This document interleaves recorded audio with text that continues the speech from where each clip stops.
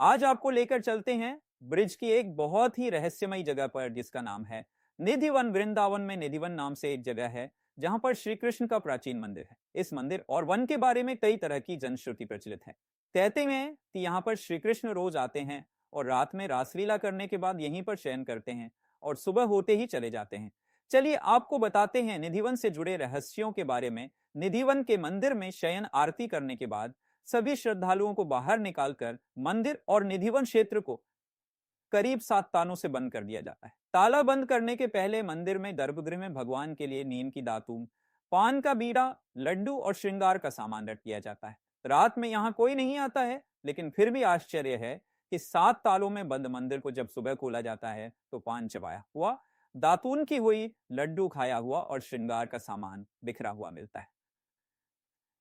कहते हैं कि इस मंदिर के दरवाजे अपने आप ही खुलकर बंद हो जाते हैं, लेकिन ये किसी ने देखा नहीं। हालांकि लोग इस संबंध में अपने अनुभव जरूर बताते हैं। मान्यता अनुसार इस मंदिर को तानसेन के गुरु संत हरिदास ने अपने भजन से राधा कृष्ण के युग्म रूप को साक्षात प्रकट किया था। यहाँ कृष्ण और राधा विहार करने आते थे।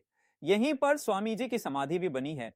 रात को यहाँ पर कोई नहीं जाता है। कहते हैं कि जिसने भी यहाँ पर रात को रुककर इस रहस्य को जानने का प्रयास किया, वह सुबह बेसुध और आनंदित सा मिलता है। 2 या 3 दिन बाद उसकी मौत हो जाती है।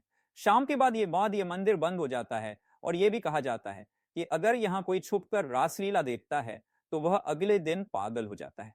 रात में यहाँ कोई भी नहीं रुकता है। स्थानीय लोगों के अनुसार ऐसा बरसों से होता आ रहा है।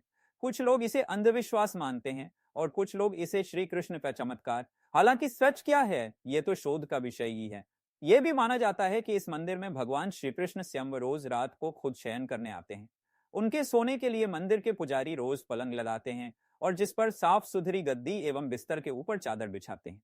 पान का बीड़ा, लड्डू और दातून के साथ ही श्रृंगार का सामान रखते हैं। लेकिन कहते हैं कि जब मंदिर खुलता है तो उस बिस्तर की हालत देखकर सभी अचंभित हो जाते हैं, क्योंकि उसे देखकर लगता है कि यहाँ कोई सोया था। सबसे आश्चर्य की बात यह भी कि यहाँ प्रतिदिन माखन मिश्री का प्रसाद चढ़ाया जाता है और जो बच जाता है उसे मंच प्रसाद चढ़ाया जाता है, उसे मंदिर में ही रख दिया जाता है। लेकिन सुबह तक वह प्रसाद भी समाप्त हो जाए, फिर कौन खा जाता। जनश्रुति है कि प्रतिदिन मंदिर के अंदर स्थित रंग महल में कृष्ण राधा का पलंग लगा दिया जाता है और पूरा रंग महल सजा दिया जाता है तथा राधा जी का श्रृंगार सामान रखकर मंदिर के दरवाजे बंद कर दिए जाते हैं। जब प्रातः दरवाजे खुलते हैं तो सारा सामान अस्त व्यस्त मिलता है।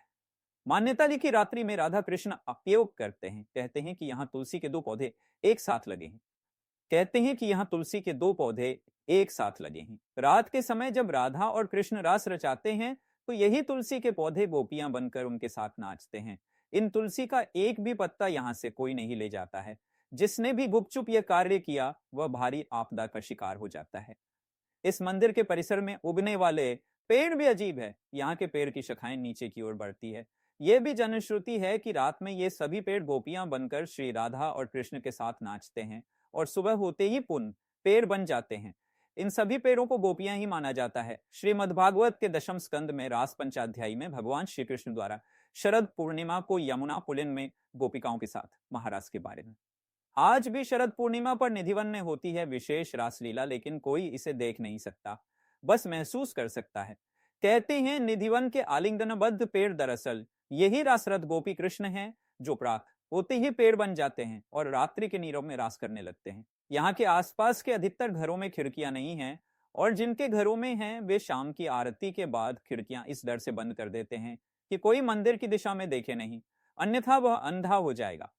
अगर आपको ये जानकारी अच्छी लगी तो ये वीडियो शेयर जरूर करें। धन्यवाद।